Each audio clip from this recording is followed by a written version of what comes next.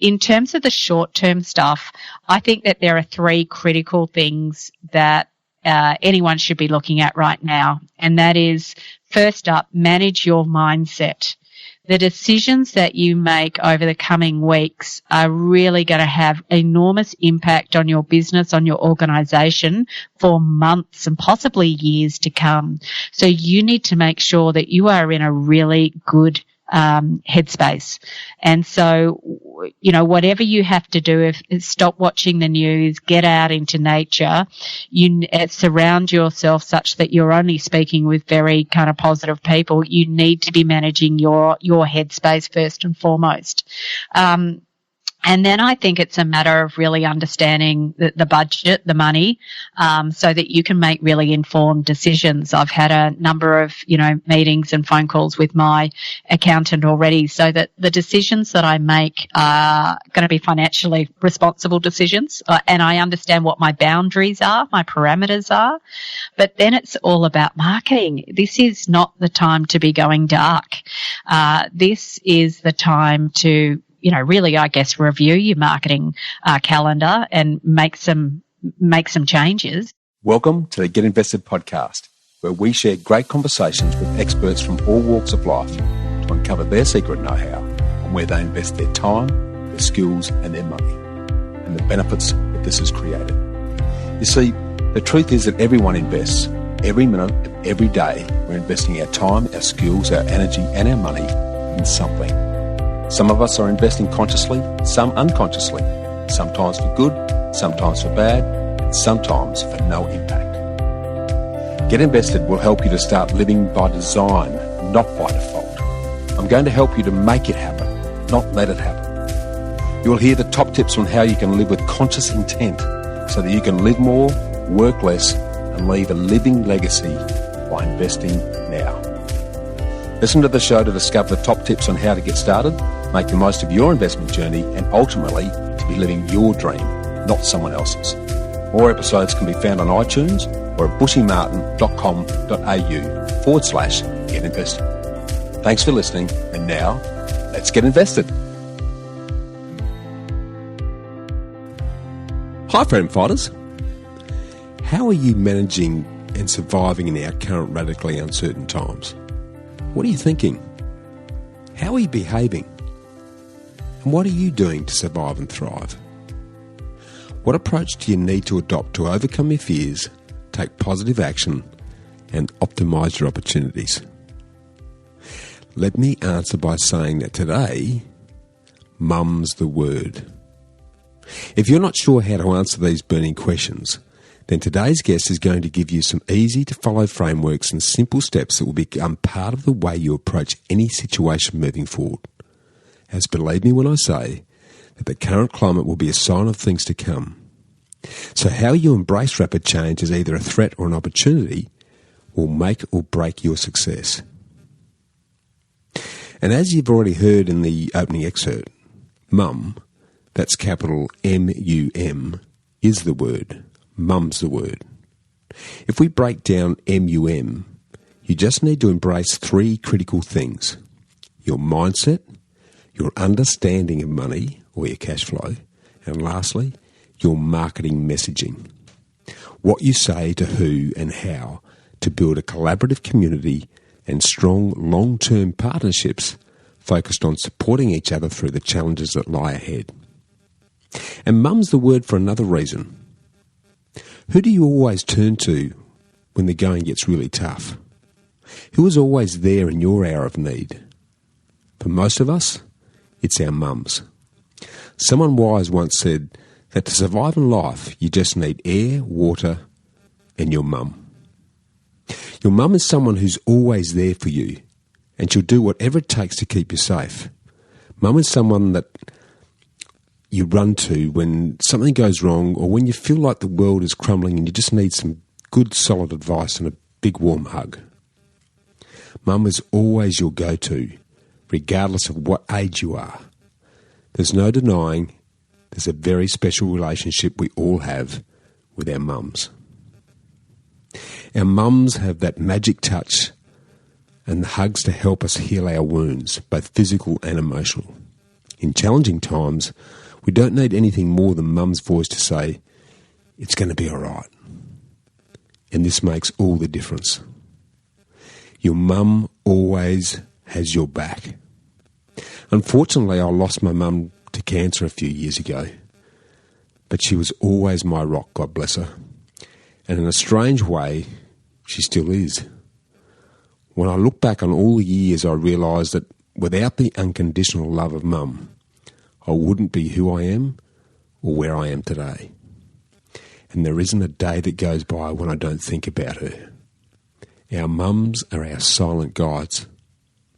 Our mums are the emotional backbones of our families, our communities, and our world. They are the holding place for all of our feelings, and they do everything to keep us from being hurt. So in the challenging times that we're all in, it's appropriate that today's episode revolves around the importance of mums. They are our anchors in a storm and the silent powerhouse of our world. And according to today's special guest, there are 6.2 million mums in Australia, with 140,000 women becoming mums every year. And if mums were an industry, they'd be the biggest contributor to our national GDP. Mums are responsible for $132 billion in spending in Australia every year, and they're the key decision maker across multiple industries, including automotive, banking, travel, and consumer goods. Yet for the most part, they remain misunderstood, misinterpreted, misrepresented, taken for granted, and sadly undervalued. So if you haven't spoken to your mum today, pick up the phone and give her a call and tell her how much you love her. After my good mum passed away, I would still ring her voicemail regularly for months just to keep hearing her loving voice. And another voice you're going to love is today's guest, Katrina McCarter. She's the undisputed mother of all mums. Katrina's a successful author, an award-winning international speaker, and founder of Marketing to Mums. She's a real go-getter trailblazer and an expert strategist in the field of selling to mums, our most powerful consumer. For 15 years, she worked with companies focused on helping mums, including Bonds and Booktopia. She's also the founder of award-winning online shopping website bubbler.com.au, which boasts a community of more than 150,000 mums. As a mum of three herself, Katrina now owns the only marketing and research consultancy in Australia that specifically works with companies who market to mums. Katrina's proven system is outlined in her best-selling book, Marketing to Mums, How to Sell More to Australia's Most Powerful Consumer. This book went to number 1 on Booktopia's business bestseller list, outselling the likes of global literary giants like Simon Sinek and Tim Ferris. She's really passionate about teaching marketers, brand leaders and entrepreneurs about the enormous opportunity which exists by deeply understanding and respecting mothers Australia-wide. And her new book, The Mother of All Opportunities, is both a must-read and a fitting title for our informative discussion today that will give you all of her mother's wisdom on how to survive and thrive in the decade ahead. As you'll hear, Katrina has an extremely infectious and uplifting energy. So if you're looking for a positive injection, then you're really going to love today's great chat with Katrina McCarter.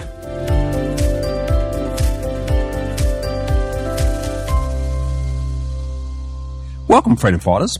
Now, in this time of radical uncertainty and rapid change, when our families and especially our mums are our go-to place for safety and security, and our relationships and partnerships are actually going to be the lifeline that will get us through this challenging time, I thought it really opportune to be talking to the mother of all mothers and the queen of strategic partnerships, Katrina McCarter. So welcome, and let's get invested, Katrina. Looking forward to it, Bushy. Thanks for having me along. Yeah, I've been wanting to talk to you for a long time. You're a KPI legend, being a member of the Key Person of Influence fraternity for some years. So it's a real privilege, and I'm very humbled to be able to spend some time with you, Katrina. But for those of you who don't know you, can you sort of start off by telling us who you are, what you do, and where you're currently heading? Yeah, absolutely. Thanks, Bushy. Look, I'd describe myself as a marketing strategist, an author, a speaker, and a board director. And I've actually got a couple of different businesses. My core focus is a marketing and research consultancy called Marketing to Mums, where I'm actually working with businesses to attract more mothers and families to their business. But my second business is Katrina McCarter. And that's where I do some executive coaching. I teach digital marketing to corporates, and I also run a program where I teach entrepreneurs how to identify and negotiate their own marketing partnerships. So I guess over time I've really learnt that I'm a doer. I'm someone that gets a lot done, and that my superpower is really in seeing the world through a different lens. And I'm really hired, I think, for my ability to solve, I guess, my creative problem solving is what I'd say. Yeah, well, and no greater time or greater need for exactly those creative skills, given the massive change that we're going through, but also the massive opportunities that's going to present. But before we sort of dig into some of that, why do you do what you do? Really easy to answer this one. I do the marketing to mum stuff because I firmly believe that mothers are our most misunderstood, misrepresented and undervalued consumer in our society. And I know that because I experienced it myself when I became a mother 16 years ago. I was a very successful corporate career girl and became a mother, and society spoke to me very differently, and I really didn't like it. So that to me is kind of a personal thing that really charges me along there. The other things that I do, things like the marketing partnerships program, I do out of sheer joy. I absolutely love nothing more than working with really great people and seeing them learn a new skill that is going to enable them to, grow their business or their brand by hundreds of thousands of dollars. Yeah, exciting and very satisfying, I'm sure, in that regard. Awesome. Well, let's to sort of open it up a little bit. I'd love you to sort of take us back to where it all began for you, and take us through your life journey in terms of where you focused your time, your interest, your resources, your money, and where did that lead to? What did you learn from it, and how did that bring you to where you currently are today? Oh, that's some deep stuff, Bushy. Some deep stuff in there. I'd love to crack into that, and I guess talk a little bit about my influence. So I grew up over in Perth with a single mum and my younger brother. And mum was a school teacher. She went back to school when she split from my dad, and she had a very strong work ethic. And she also liked to walk a very different path to anyone else. So anything that my mum did was not like anybody else. And we never conformed to anything. So mum got me really uncomfortable with being uncomfortable. And one of the things that she was really big about being a single mum was that she raised a financially independent young woman. And so when I was expected to get a job at 12, she signed me up to the golf course next door, and every day after school I had to clear the fairway, and pick up all the golf balls for $2, and I did that for a couple of years. But mum really stepped things up a bit for my brother, for me actually, when I hit high school. And she decided that I needed to learn how to manage money. And at the beginning of every term, I was expected to submit a budget of all my projected expenses for that term. So whether it was school books I might need, an excursion for school, whether that was going to the movies with my girlfriends in the school holidays, I had to project all that way out, 15 weeks out. This is from 13. I love it. And I'd have to submit it into mum, and she'd have a discussion with me and approve it, and she'd hand me over all that money, and I was expected to manage it throughout the term. And so, I knew it was quite different. That was was not new to me. So whilst my mates were kind of worried about what to do over the weekend, I was really stressed about my cash flow. But and that remained all the way through high school. And at my engagement party, my mum very proudly handed over all my reports to my fiance and announced that I would be controlling the family finances. So I guess to me, in terms of my learnings, was that I actually am really confident in terms of how to make money and how to manage money. Like that's something that was really ingrained on me. But I also really now value people's differences. It was because it was my mum's really different approach to parenting that has led to who I am today. And it's something that I now really celebrate, and something that I say to my kids all the time is that it's your differences that make you special. And I see that no different in business. And when I'm working with my clients, I'm always talking about, let's get deep and let's understand why it is that customers choose you. It's because of your differences. So let's work out what those differences really are, and let's amplify them. I tell you what, I want to celebrate your mum right here, right now, and you've inspired me to want to meet your mum because Helen is her name, Helen. And she will listen to this.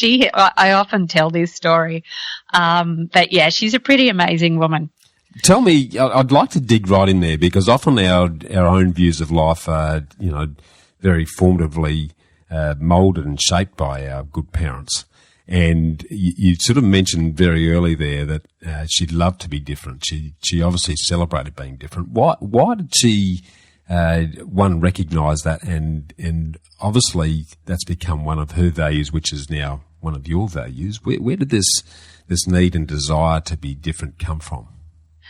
I don't know that she actively sought to be different. I'm from a really tall family. So she grew up in the goldfields, and her father was a mine manager, and mum's almost 6 foot, and she was 6 foot by about 14, and she dropped out of school because she was so different, being so tall in a country town, and she was really embarrassed about it. So she's always kind of carried that hang up about being really, really tall. I actually have got tall children. I've actually ended up only being 5'8", but my children are really tall because my husband's 6'5", and we take a really different approach and we really celebrate it. So my 12-year-old daughter is 6 foot, and we see it as a massive kind of asset. But Mum just has always been different, and she's had no problems about showing that. So I'd love to share a story. For my first Holy Communion, we were non-practicing Catholics, and Mum liked to make a statement all the time with whatever she did, and she thought that I'd look terrific instead of being a little white bride like everyone else, that I'd look terrific in a maroon 2-piece outfit with a pink and white bow tie. So resilience is something also that I really built in my childhood as well. Yeah, very admirable traits, and I just love the way your mum is celebrating that. I often say to my own son, who quite often feels challenged because he doesn't always conform, and there is a lot of pressure in this day and age for conformity, and I think more so given the volume of social media that tends to shape the way people act and think. But to actually recognise that the value of difference, and it's the different who make the difference. I think it's a massive thing for her to inculcate in you at a very early age. So hats off to Helen. And hats off to Helen. She was terrific with that, and it's something that I'm really strong with my kids as well. And they'll often say, "Oh, Mum, you'd love her. She's so different." And I talk about, who wants to live in a beige world where we're all the same? How boring. Absolutely. Yeah, brilliant. So talk us through the rest of the journey then. So once you'd finished school, talk us about where did that lead you? What were you doing? What did you learn? What were some of the challenges you went through? Can you sort of walk us through the history from that point onwards? Yeah, Bushy, you're jumping ahead, mate. There you go. Righto, come on. My school life really kind of shaped who I am, and I was kind of the poor kid at the rich school. So I went to a private Catholic school with some really wealthy families, and a lot of my mates' families owned retail stores and very well-known wineries, and they didn't. In looking back, I felt that they didn't have to struggle for anything, and something that I felt that I always needed to do. If there was something that I really wanted to do, I had to find a way around making that happen for me, because I didn't have the privilege that other people around me had. Yeah. And that's something that has really shaped me as well. And that's been part of that work ethic. If I can't, I need to create those opportunities for myself, because they're not going to just fall in my lap like they do for other people around me. Well, I think that skill in itself, particularly in the age that we're now living through, is going to be a winning quality for anyone who will have to be creative. And I think that this is the age of creativity that we're moving into. And now those who embrace that and see change as the opportunity to do something different will blossom. Those who try to hang on to what we used to do are in for a bit of a shock. Yeah, I left high school 3 weeks. 3 weeks after high school, I left Perth and moved to Melbourne.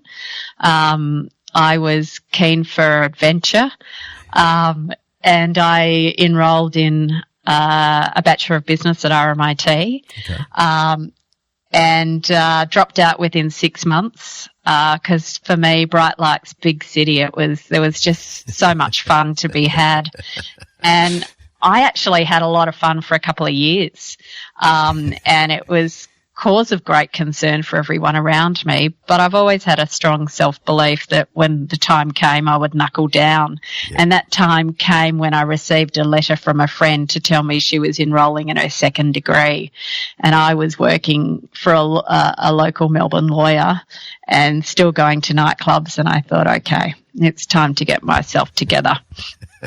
And headed back to Perth, finished off my degree in a couple of years, and went straight back to Melbourne. Okay, so Melbourne's obviously been an attraction. I mean, I love Perth. I lived in Perth for a couple of years, and it's just and in fact, I've got a brother down at Margaret's who has a great lifestyle. Oh, so was my brother. There you go. They probably know each other, Katrina. Yeah, yeah. But beautiful part of the world. But Melbourne was a magnet. What was the attraction to Melbourne? I love big cities. So to be really honest, my greatest love is actually New York City. I love it for a hive of activity. I love it for the energy that I get just walking the streets of big cities. I like seeing a really different mix of people. I like being surrounded by that. Perth felt, for me, I grew up in the western suburbs of Perth, and it doesn't have the multicultural nature that Melbourne offers. Sure. And that for me, I really like. I think diverse backgrounds and diverse ways of thinking can really add so much value to whatever it is that you're doing, even pleasure of life. So for me, I love cities. And 3 weeks after I arrived in Melbourne, I met this guy over a flaming Lamborghini at Harley's Cocktail Lounge, who happened to be at a mutual friend's 18th. And so that's my attraction to Melbourne, is I met a guy called Dave. And are you still with Dave? Dave and I were friends for many years, and then at about 23, 24, after I came back from Perth after finishing my degree, he had come back from London. We decided to cross the line, and we celebrated our 20th wedding anniversary about a week ago. Fantastic. Yeah, take my hats off to you there, Katrina. Awesome. So back in Melbourne, where to from there? Take us on the journey from that point on. I then went through a hellish 6-week interview process to get a graduate job at Mars Pet Care. And I remember them calling up me to tell me that I'd got the job, and I burst into tears. And it wasn't because out of excitement over getting the job. It was just, thank God that process was over. It's why Mars Pet Care? Tell me, what was the attraction? Oh, it was really interesting. So when I was at RMIT, when I did go to class, one of my lecturers had always said to me, I know you want to do marketing, but the most important thing that you do is go out and spend a couple of years in sales first to understand how marketing fits in and how it all flows out to the customer. Wow. And so that's what I did. I went off and got a job as a sales rep in the graduate program with Mars Pet Care. So I was selling Pal and Whiskers through to all the supermarkets, and I loved it. I actually loved the pace. I loved wheeling and dealing. As a kid, I always had thought that I was going to be a stockbroker. So the idea of kind of doing deals and selling stuff really spoke to me, and I really liked the pace. And over time, I ran sales teams. So I worked with Arnott's Biscuits running their Melbourne sales team, and then went back to Mars Pet Care again and ended up running accounts. And before I left, I was running the Coles account.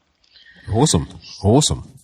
Okay, and so you sort of did your time in sort of honing those sales skills. What was the next step?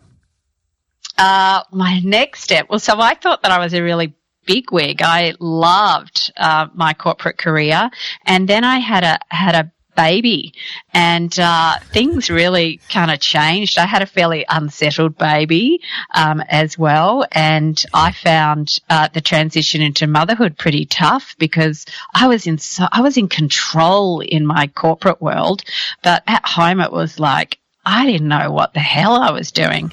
And my husband and I was trying to juggle both. You know, I was the first person at childcare dropping off my child on opening, and I was the last one into the office. I was the first one to leave the office, and the last child to pick up the last parent to pick up their child from childcare. And I just went, and I'd go home and I'd get enough time to give her a bath and feed her and put her to bed. And I just went, this is just not what I signed up for. This is not how I do things. I'm all in when I'm doing something.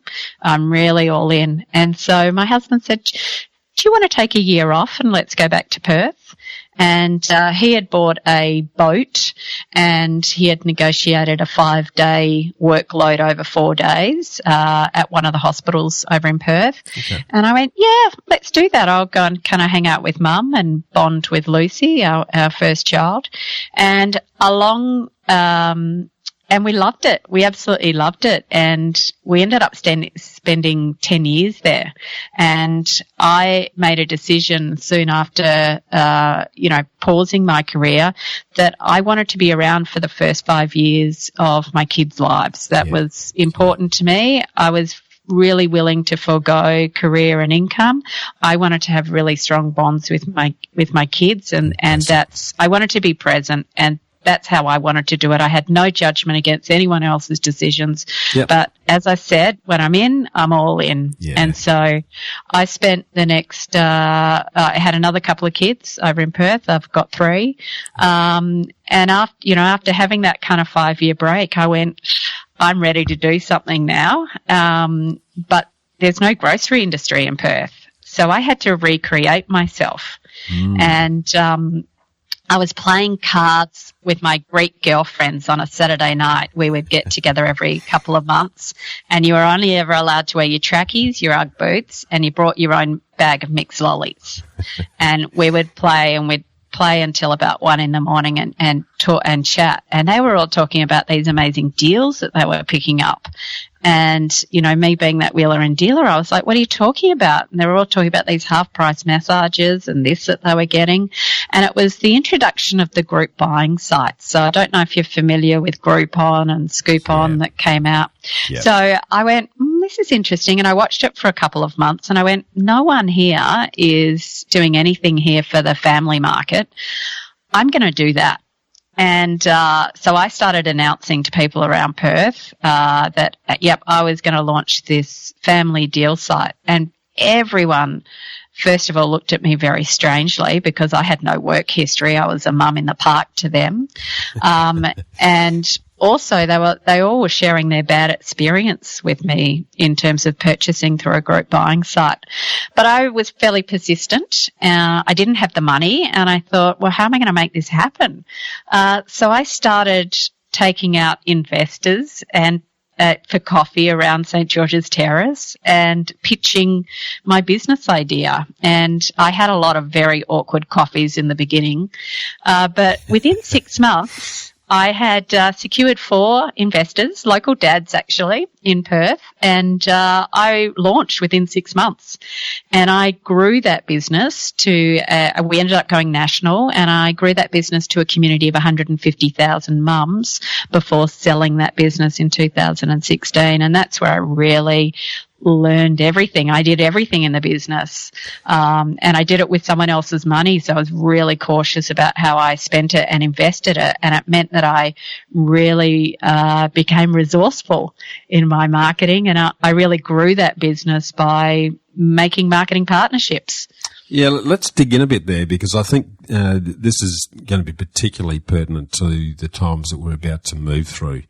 And what I love about your story, Katrina, is not only did you come up with a great idea at the right time, and anyone can do that. That's actually probably the easy part. The hard part is sort of transforming that idea into a real opportunity, and the persistence that you've portrayed in, and the confidence. There's a self-confidence that goes with being able to sit down with people and say, I know this is a good idea, get on board with me. I need some cash or other support to help make this happen. Can you talk us through the approach that you took at that stage, and how you managed to actually, one, maintain your belief in yourself, because I'm sure there was a lot of rejection involved in that process early on, and how you've then also managed to motivate and inspire others to believe what you believe to make that opportunity real? Yeah, it's such a good question, Bushy, because I draw this back to that resilience that Helen trained in me from an early age, that rejection doesn't, I'm not put off by that. The other thing that Helen did for me in my childhood is she allowed me to have a dream come true. So I'll just give you a little bit of backstory, because I think it will help give some context. Is that at 14 I decided that New York had my name all over it, and I had a scrapbook, and I used to fill it in, put in pictures, and I'd take it to school every day and show my friends at lunch and recess and stuff. It would bore them silly about all these great places I was going to go to, but to make that happen I needed money, and so I went and got myself a job at KFC, and I got paid $3.28 an hour. And after about 18 months working, I had $1,600, and that was enough to get me my flight. And my auntie lived there, so I didn't have to pay accommodation. Brilliant. And so I announced at 16 that I was off, and Mum said, I don't think so. And I locked myself away in my room for what felt like was a week. And after that, I got this little knock on the door, and Mum said, I'm coming too.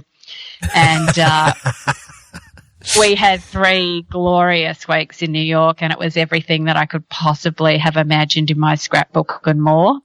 And it's a place that absolutely lights me up, and I go back every year now, even now, and will eventually go back and live there.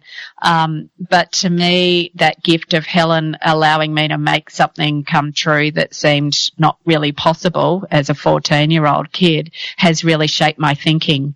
So I'm all about how do I make something happen. And once I had the idea in my head that I wanted to make Bubbler, my deal site, happen, I then went about having a look at the startup scene in Perth, and it was very male-oriented. It was all on St. George's Terrace. The internet was still really quite new. Most of the investors were very familiar with the mining stocks, and we were just on the start of the mining boom, and that was their comfort zone. So talking them around to this kind of possible blue sky opportunity was actually quite difficult, and I found hard. But I found a way, and I initially I had some coffees and they didn't go so well. Mm-hmm. But I progressed on, and I put a little bit of, a couple of $1,000s into hiring an IT consultant, because I certainly didn't have the tech smarts. Yep. And that was a local dad at the school, and he absolutely loved what I was doing, and he said, I want to come in. as an investor, and he brought someone else in with him. And that gave me the confidence to then go out and speak to a few other people about this opportunity, knowing that I had a couple of investors already. So that kind of gave me my last kind of kick in terms of getting the money over the line. And I learned a lot in terms of starting up a business, having that business partner, Colin Wee. He was terrific in terms of process and functionality, even of building an e-commerce site. So before we even appointed our web developer, he had asking me questions constantly, had produced a 120-page document on all the functionality that our website needed to have before it was even built. So the building was actually quite easy. Wow. But the big thing for me, Bushy, was I found that the startup scene was not very supportive of women in Perth at that time. And I know things have changed since. But at that time, we're talking 2011, 2012, there weren't many women like me out, running an online business. Right. Not that there are, now, which is wonderful to see. So I needed to network, and I networked online with other women I saw doing things that like me. And I would reach out cold and say who I was and, that I just would love the opportunity to chat with them, and they quite enjoyed that. And it was over time of forming these relationships with all these other online communities who had mum communities as well, that I worked out we'd all be much stronger if we worked together. And we started running marketing partnerships and collaborating with each other in joint competitions initially. And I knew that my real knack was in securing a really good prize sponsor and organising all the different groups, the different parties together. And so that enabled me to work with much bigger players in my industry, because all they had to do was literally post it out on their websites and I'd take care of all the rest. And that allowed me to grow my subscribers, my member base really, really quickly. And so I was never spending more than $300 a month on advertising. And in fact, in my last 18 months of the business, I spent nothing. I just firmly worked on marketing partnerships to grow that business. Yeah, brilliant. We'll talk a little bit more about that in a minute, but I'm keen just to sort of drill deep a little bit into those challenges that you had. Yeah. And I fully understand, my good wife Sonia is brilliant at what she does, and has suffered some of the same challenges along the road in terms of the sort of, to some degree in business, particularly the male dominated outlook, and I'm sure you've probably suffered some of the here's a housewife with a good idea. Yeah. Can you talk us through some of the things that you came up against, and how you actually manoeuvred your way through that? Because again, it takes a lot of resilience to be actually have the self-confidence and self-belief in yourself and what you're doing to be able to manoeuvre through all of that. Yeah, I did have a lot of hardships and a lot of challenges, Bushy. I found that there was an assumption held, just as you say, you're a mum at home got a little business, a little hobby business. So that there was a lot of assumptions made, and that's something that I was already familiar with in becoming a mother anyway, because as I said, I've just found society had pigeoned me as, quote, just a mum, and that I suddenly wasn't intelligent or had no other interests anymore. So Great. I was familiar with that landscape. But in the business world, I found, I probably, there's not a lot of interest. And in fact, I would say that's even still now. Trying to get the media interested in a story about mums is absolutely impossible. There is a real lack of interest about mothers, and that's what I talk about with them being really undervalued. Why is that? I'm struggling to understand, given that, mums are the backbone of the family, and as you say in your own communiques, that 68% of them on average are the CFOs in the family, so they're making the dollar decisions. What isn't it that people aren't getting about how important they are as an economic force in our community? Yeah, look, I think that there's a lot at play. You're right. We're responsible for 80% of spending. In Australia, we control $132 billion of spending in this country every year. But certainly not given the thanks, I would say, for being responsible for those kind of spends. I think mothers definitely have fed back to me in my research that they feel that a lot of businesses and brands make them feel as if they're stupid. And there are particular industries, I think, that do that more so than others. But I don't think that there is enough value placed on the role of being a parent. It's very sad. I'm not just talking about mothers here. A stay-at-home dad, Dave, my husband, ended up spending 6 months at home, and he found it a really difficult experience as well. He wasn't accepted by my mother's group, and he was really very, very isolated. And people were really kind of shocked as to why he would, give up a very lucrative private role in healthcare to stay at home with a child. It's a bit of a sad indictment on our community, I think, when the absolutely formative future of the next generation is going to be solely built around the connection, the learning and the direction they get at home. So it's an absolutely fundamental, foundational piece of the whole pie, don't you think? Absolutely. I think what really needs, the first start of change that needs to happen is that we need to encourage men to take time off for parental leave. I think that needs to be really encouraged by organisations to make that okay. A lot of organisations will have the policy in place, but it's frowned upon to do. Yeah. So the more and more advocates of dads that we can hear from, I think will really, really assist in solving some of these issues.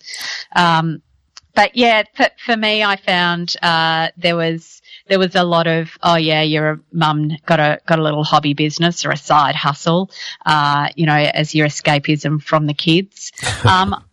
Having said that, I had some wonderful male mentors. There was one in WA who is very big in the startup scene, and he has always been a sounding board that I can go to with problems or challenges. And he has always gone out of his way to help me. So I will say throughout kind of the challenges that I faced, I'm really big about just making a little bit of progress. If you can make a little bit of progress, I know sometimes it's one step forward, two back, but if you keep kind of moving forward, you'll get there in the end. I'm someone who's laser focused on the outcome that I want to get. Yeah. There are disappointments without question, and I've cried on my husband's shoulder many a times with Bubbler, and I worked to the bejesus as well. I'd work till 2 or 3 in the morning for months on end, trying to just do everything to keep costs down. And I learned from that first business a lot of valuable lessons that I need to have a really solid team, both at home and actually work colleagues. Because I work in isolation, it's really important that I've got really good people around me and that I surround myself with very positive people. I think that if you're coming up against roadblocks all the time and struggles within your business, you need to make sure that there's no naysayers in your life that are going to bring you down.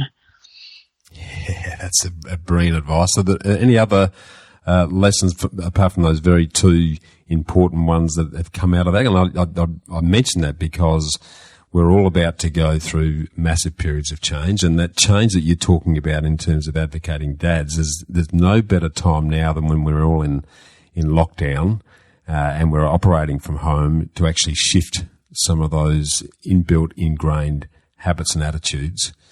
So I'm excited about the opportunity to break through some of that sort of built-in prejudice and bias that's probably affected our society for way too long. Are there any other key lessons you've taken away that the listeners can perhaps pick up on that are going to be useful to them moving forward? Yeah, look, I would keep saying invest in your network. Like for me, I wouldn't have had any success. I wouldn't have been able to continue with that business for 5 years unless I really invested in my network and meeting people, so that when I hit roadblocks, there were people that I could reach out to help solve them, or to be an ear about, what would you do here? I was pretty good at asking questions early on, and I look back at it and I sometimes think, oh my God, the gall of me. Did I actually call so-and-so and ask them that? And they spent an hour on the phone with me? Oh my God. But in those early days, I don't know what it was. It was some brash inner belief in what I was doing, and such big fear of failure that really pushed me along. For me, going into business was the ultimate test of all my skills and all my different experience, and I was desperate for it to go okay. Well, you mentioned that fear of failure, which is and that sort of resonates with me, because that's something that has driven me a lot over the years for stuff that I've tackled, and it's just, I just won't let that happen. So you just do what it takes to make it happen. Interesting that sort of a quality that you bring to the table. But I sense that Helen's been fairly instrumental in sort of inculcating those qualities in you. Something I just want to sort of pick up on in terms of the way you visualise the end result, because you talked about a scrapbook. New York when you're in your teens. I'm a very visual person, so if I've got a goal, then I can see it and it's in front of me, and it then becomes like a drip on a rock on the subconscious that just draws me to it. Has that sort of visual approach been an ongoing part of how you make things happen? Yeah, I'm a planner, Bushy. I like to know where I'm heading. So I need to know, what's on the next horizon, and I'm a long-term planner as well. So, my husband is not, so he likes being spontaneous, etc., which is really interesting in terms of, a partnership. But I've got him on the page, so we're very, very much working towards when our 12-year-old finishes high school, that Dave and I will go and spend a year or two in New York. That's something that for me I haven't yet lived and worked there, and it's such a burning desire to do. I know that I can't do it long term because my husband can't be away from the kids for too long, and I've taken the kids to New York, and only 1 out of 3 was interested in the place. We'll do a year or two there, and that's very much what we're working towards, and that's how I'm structuring my business as well. Yeah, so my business is completely being geared to me being able to be anywhere. Love it. So locationally independent, basically, to drive the income. Let's put some shape around that, because I'd love to ask people this question. Because it sounds, as a long-term planner, you'll have a pretty good vision of what your dream lifestyle looks like. So I'd love you to put some shape and colour around that for us. And then, so let's start there, and then I'll dig in a bit deeper. Okay. So, I've thought about this a lot. I'm thinking about my ideal lifestyle all the time. So definitely regular trips to New York. as I said, I find it fills up my cup. It makes me incredibly creative. I am very creative in my thinking after making sure that I've done 15 to 20,000 steps on the pavement on Manhattan Island. I'm very, very satisfied and happy. So definitely regular trips to New York fits in. And I do that now. I've been doing that for the last 5 years. I go over for 2 weeks and speak at the world's leading conference on marketing to moms. And I network with my US colleagues there, so I'm building my network as well. And I spend time with my auntie, who lives a really great life there with her American partner, and spend time in jazz clubs. So New York features very, very prominently. For me, there's also a very strong travel element with my family. I'm really, really strong. Everything that I do is built around, my kids, and supporting them. And we love discovering new places together. So traveling for us is great. And, we did a month in the US in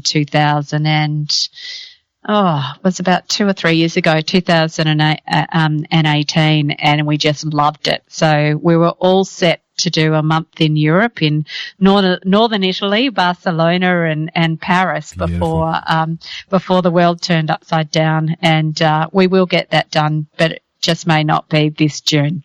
Yeah, no, I understand. No, brilliant.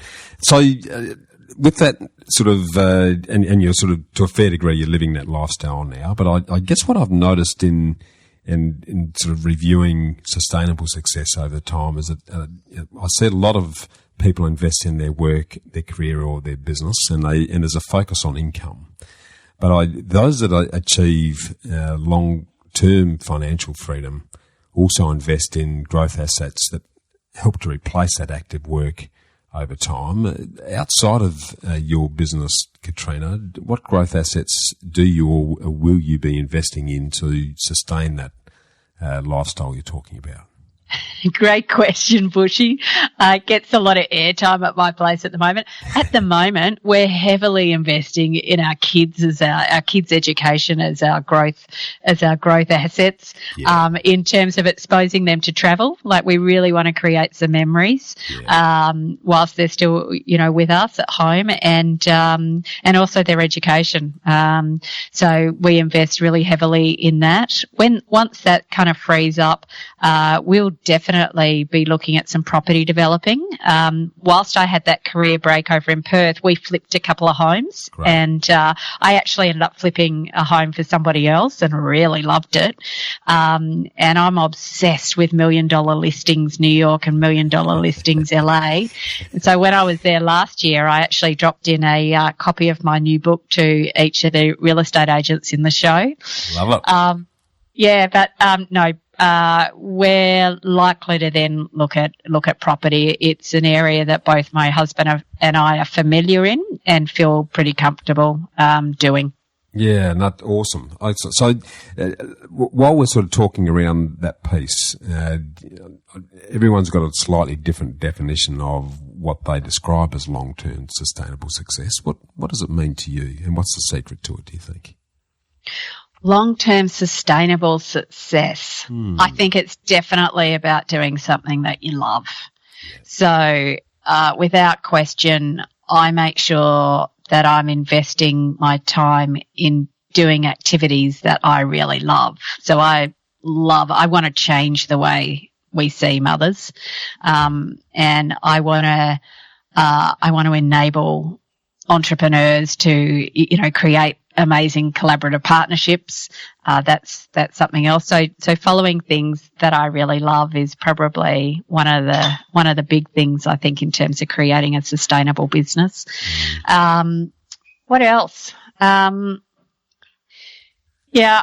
I'd probably say it's really about just following your passion. You gotta because work doesn't so much feel like work to me. I mean, there are certain elements of it that do, but there's a really strong part of me that would be, even if I didn't need to work financially, I would still actively choose to, because there are things that I want to leave as part of my legacy.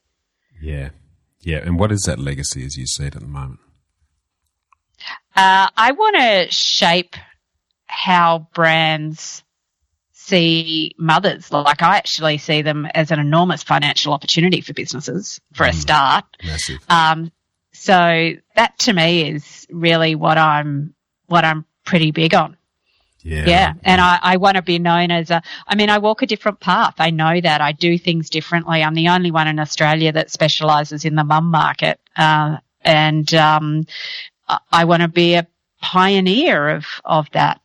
Yeah, well, you're already that, I would say, Katrina, right here, right now. So, and the work that you can continue to do is going to make a massive dent in the recognition of just how important mums are to not only the family but the economy at large. So, much admiration and respect from myself in that regard. But hey, as an allied exercise to that, and you've mentioned Dave a few times, and you've mentioned that there's a bit of a yin and a yang in relation to you're the long-term planner. He's enjoy today and worry about tomorrow some other time, and you've just described myself and my good wife Sonia. I'm the long-term planner. She's a liver today, and the balance between those is a beautiful thing. How important has Dave been to that sense of resilience and self-belief that's enabled you to go from the seed of an idea to being the leader in the mums marketing space? Look, we were only talking about this yesterday on our walk. So after he finishes work, we transition for the day and we go for a walk out in nature and we just, talk about whatever. But I was only saying yesterday, it's really hard to juggle two careers. I think it's a real struggle for a lot of families out there. It's difficult for both to be running at the same speed at the same time. So a few years ago, my husband was doing his exec MBA and still working full time in the hospital system, and he had to find an extra 24 hours a week to get through his course. And he's a really high achiever. And so he would only accept finishing with distinction. So he put obviously a lot of energy into it. So it meant that I, kind of had to pick up the slack for a while and hang back a while. And that goes in ebbs and flows. I'm in a stage of growth. So I will push up right now, and he will be more in that supportive role. But I think that's been really important is in terms of having that communication in terms of who's going to have a push in their career now and who's going to take that more supportive role. But we're both really hands-on. Our kids are super active with sport, and when we're not working, we are in the car between basketball stadiums, football grounds. That's what we do.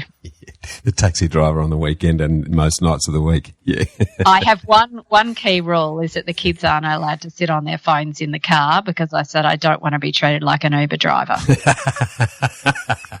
I love it. Hey, great sort of segue in that sort of balance between yourself and Dave in relation to the importance of successful partnerships.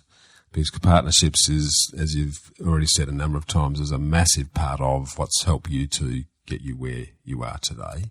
And I know that they are going to be absolutely critical, especially in the times that are unfolding now, where we're pretty much throwing away the rule book and starting again to a fairly large degree, which I think is in the title of your book, The Mother of All Opportunities, that's presented to us. For those that are listening today that are about to embrace this brave new world, how would you advise them to really embrace partnerships, and what are some of the key things they need to keep in mind in really building that network and building those partnerships to help themselves, but also to help others to achieve their goals? That is a great question, Bushy. For me, I see that now is the time to be supportive and show your human side. This is the opportunity that as as marketers, as business owners, as professionals, that we can show that we're human, we're from a human organisation. Yeah. Consumers will remember those brands that did the right thing now. They have a long memory for those that don't do the right thing right now. So it's a really tricky time in terms of selling some products, and I think that it's important that people are really mindful of that. So invest in your network, invest in really being supportive of people. I'm making a point of calling all my clients. I'm calling them far more regularly than I normally would, just to check in, just to check on their mindsets. I'm calling all my former clients, just checking in, how things going for you. That's what they want to hear. That they want to hear that they're being supportive. But in terms of the short-term stuff, I think that there are three critical things that anyone should be looking at right now. And that is, first up, manage your mindset. The decisions that you make over the coming weeks are really going to have enormous impact on your business, on your organisation for months and possibly years to come. So you need to make sure that you are in a really good headspace.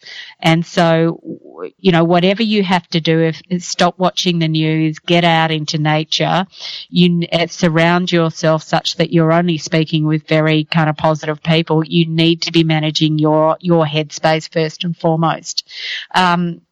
And then I think it's a matter of really understanding the budget, the money, so that you can make really informed decisions. I've had a number of, meetings and phone calls with my accountant already, so that the decisions that I make are going to be financially responsible decisions. And I understand what my boundaries are, my parameters are. Yeah. But then it's all about marketing. This is not the time to be going dark. This is the time to really, I guess, review your marketing calendar and make some changes. Obviously delay potentially new product launches, and timings and messaging. Be really careful about messaging.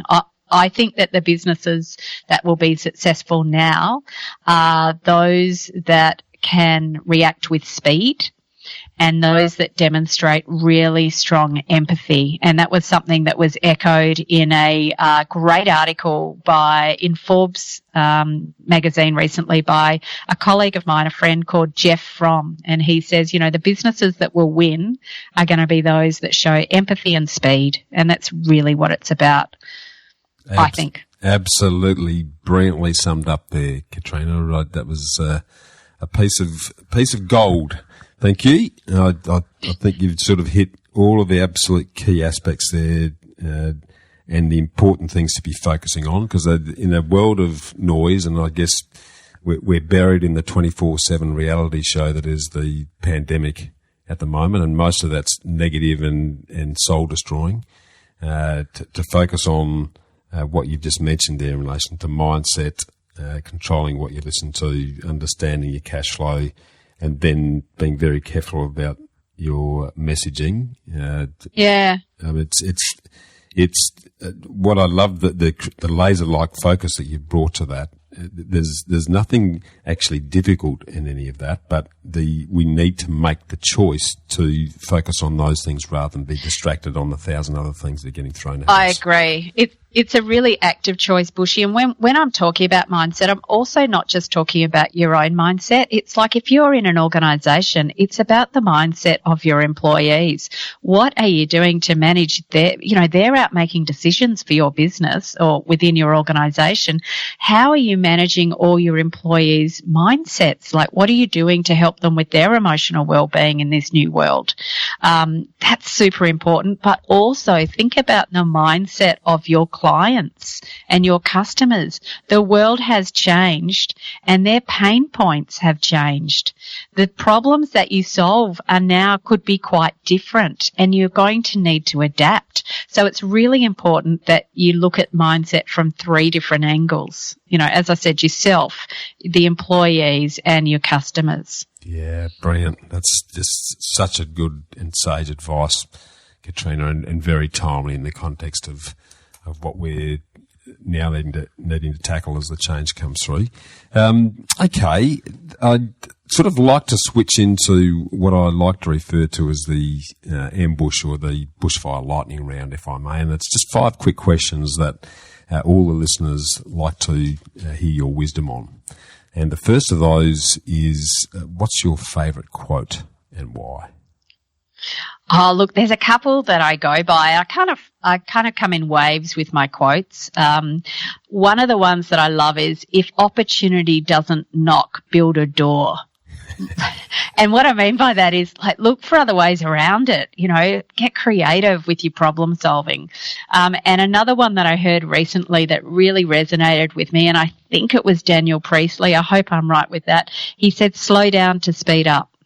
Yeah. And I loved that because that's about, the perspective, about getting your mindset right, and then you can speed forward. But hey, just take a minute, catch your breath, absorb everything that's happened, get yourself in a good space. Okay, now let's go forward. So I like that one as well. Love it. The next one revolves around the book subject, and apart from your awesome books, what's the top book that you'd recommend people read and why? There is one by Dr. Gay Hendricks, and The Big Leap. Okay, and I love this book. It's a personal development book, but I read it from a business perspective, and it's all about getting out of your own way and your self-limiting beliefs that keep you small. I love that, and again, very timely. Well, I haven't actually read that one. It was by Dr. Gay. Dr. Gay Hendricks. Yeah, he's a psych over in the US, and he wrote a book, The Big Leap. I think he probably wrote about a decade ago, but I'll pull it out every kind of 18 months and have a look through and skip through it again. But it's a great one, particularly for women. I find, particularly after they become mothers, they start to put everyone else's needs before their own, and they start to think small, and it really kind of breaks through that and helps them look at their life through a different way. Love it. Very timely, and it's one that I'm an absolute avid and ravenous reader, so I'm going to add that to the Kindle list as soon as I get off the call here, Katrina. This one's a little bit left field, but a lot of our listeners believe they pay too much tax, and we're coming into an interesting environment around that in the short term. But what's the top legal thing that you've done to minimise the tax that you pay? When I was in my 20s, I found the best accountant, and I've been with him for 25 years. Yeah, that's absolutely the best advice you could possibly get. It's not my specialty area. Go and hire an expert. Totally, 100%. Our accountant is almost a business partner for us. They're absolutely that pivotal to what we're doing, that they can make or break a situation and set things up in a way that we don't even know. It's the old don't know what you don't know routine. So give it to someone who can really optimise and protect and minimise the risk of your position, as well as optimise how much money you're putting in your pocket. Brilliant advice. On the personal front, I'm juggling these around a little bit. What's a personal habit that you believe contributes most to your success so far? One of the things that I've found has worked really well for me is making sure that I'm getting out into nature very regularly. And I know that sounds so weird from someone who says how much she loves inner city and concrete and big cities, but I love nothing more than taking a walk out in nature for 1 hour a day. That's where I do all my creative problem solving. It's where I let my mind dream up really interesting new things. So yeah, I love getting out into nature, and I think that contributes a lot to my success overall. It certainly makes me a nicer person, let's just say that much. Is that something you do alone, or you do with Dave, or a bit of both? So Monday to Wednesday, Monday to Wednesday and always on a weekend, always with Dave. Like, we really enjoy that's our time that's where we do a lot of our dreaming time and our forward thinking. We plan holidays then. But I'm very comfortable doing it by myself. Sometimes I'm really close to amazing parklands and natureland. So I love going and walking out there.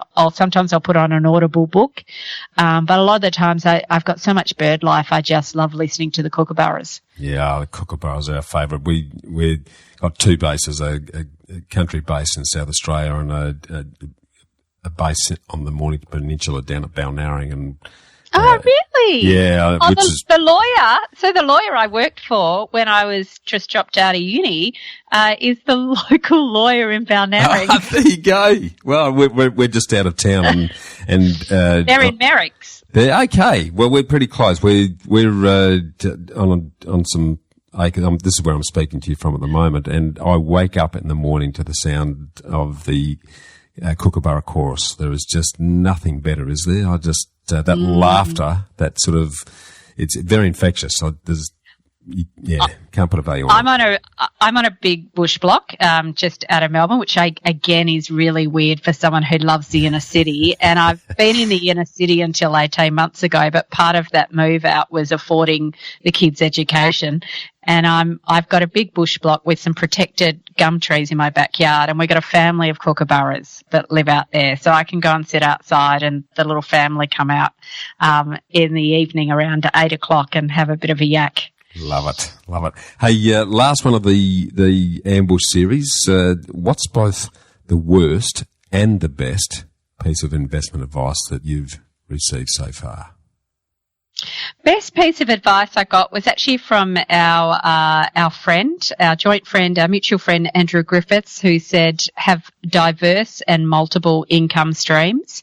So that's been awesome. I've done that, and I'm now protected in our current climate, given that all the speaking work has dried up. I've got other streams. The worst piece of advice, I used to invest quite a bit I used to invest money on the stock market. So I once had a really bad piece of advice on a particular stock and lost a bit of cash, and that hurt. Yeah. It can be a roller coaster ride, the equities market. There's no question about it. Okay. Last question then, and this is a very apt question given the times that we're in. If I was to give you a microphone that spoke to every one of the 7.7 billion people in the world, and I gave you 1 minute to talk, what would you say? Okay. Oh, geez. I think what I would say is we are in, amazing times right now. And for a lot of people, they're feeling pretty unsure. They're feeling nervous and worried and fearful. And I want to really help you flip that and look for where are the opportunities? How can I adapt and look at this problem differently so that I can have a direct influence on that outcome? I believe that there are opportunities everywhere. Yeah, it's absolutely brilliantly said, and 100% agree. There is no better time than times of change. If we can sort of get past the disruption, and a lot of people, I think, mistaken disruption for doom and gloom. Disruption is the mother of all opportunity, and you mentioned very early in the piece your mother helping you get comfortable with being uncomfortable. We're right here, right now, so very sage advice. And the magic happens. I've learned time and time again that the magic happens when we're out of our comfort zone. And right now we are all well out of our comfort zones. And I don't deny that for many industries this is really, really tough. But amongst this difficulty will present enormous opportunity. And it's really about thinking about your skill set. And as I said, getting into the mindsets of consumers out there and understanding what it is that they need delivered right now. Yeah, brilliantly said, and a great summing up. Thank you, Katrina. For those that, like myself, who are always energised and inspired by listening to you and they want to do some more with you, what's the best way for them to get in touch? Oh, look, I'd love an email would be terrific, so we could organise a call. I'm Katrina with a K at marketingtomums with an S on the end .com.au, or otherwise I've got a couple of websites, which is marketingtomums.com.au and katrinamccarter.com. And I'd love to talk to your community. That would be awesome. And anything next new and exciting that you're doing that you'd like to share at this minute? Well, at the moment, I've had a number of my clients are in temporary closure because they're running they might be big child activity centres. So what I'm really doing is working with them on their mindset, getting them into a really productive frame of mind. And we are actively learning more about their customer base right now. We're identifying the most profitable segment of the mum market, and we're rebuilding their marketing strategies ready for reopening. So to me, really, we've never had this opportunity, this stop in time where businesses that are closed are able to find out and dig deep about their customer. Love it. Absolutely love it. It's as you mentioned earlier on, that time to slow down before you speed up. There's no better opportunity to really understand who you're helping and how you need to help them, and message that in a way that's really connecting. So, Katrina, been an absolute pleasure. Really enjoyed the conversation. We'll look forward to getting you back at some stage to expand further on some of the subjects. I feel like we've only just scratched the surface, but thank you again, and I look forward to talking to you soon. Oh, thanks so much, Bushy. It was a lot of fun. It's been awesome. Thanks, Katrina. Well, freedom fighters, how good was that? To get a summary of all this investment gold in the show notes, just email me on hello@khgroup.com.au. That's hello@khgroup.com.au. Or check us out at www.bushymartin.com.au/Get Invested.